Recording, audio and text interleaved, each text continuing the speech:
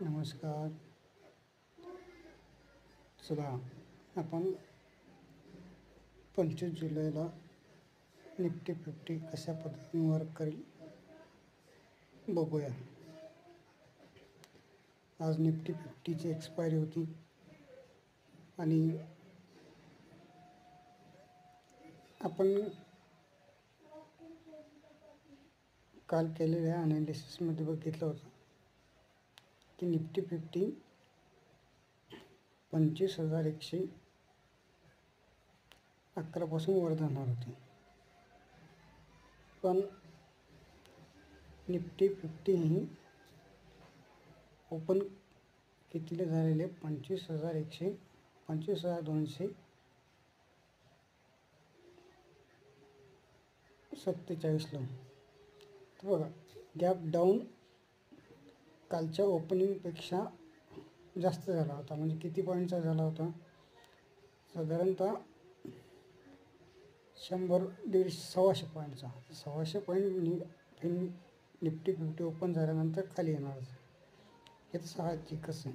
आणि बघा ना, मागचं 2-3 दिवसापासून मार्केट कसं करत आहे की हे बघा, 21 तारखेला जिथं क्लोज झालं होतं त्याच्यापासून मार्केट किती पॉईंटनं वर गेलं?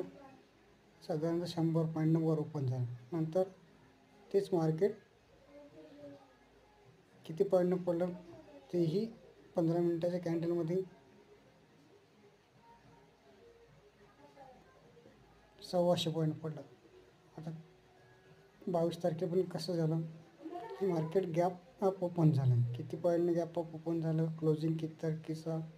22 तारखेचं क्लोजिंग किती झालं? 25,095ला. आणि ओपन किती झालं? 25,181ला. म्हणजे 100 पॉईंट निफ्टी 50 ओपन होत आहे, नंतर खाली येत आहे. तसंच काय झालं हे बघा, 22 तारखेला 25,063ला क्लोज झालं आणि 23 तारखेला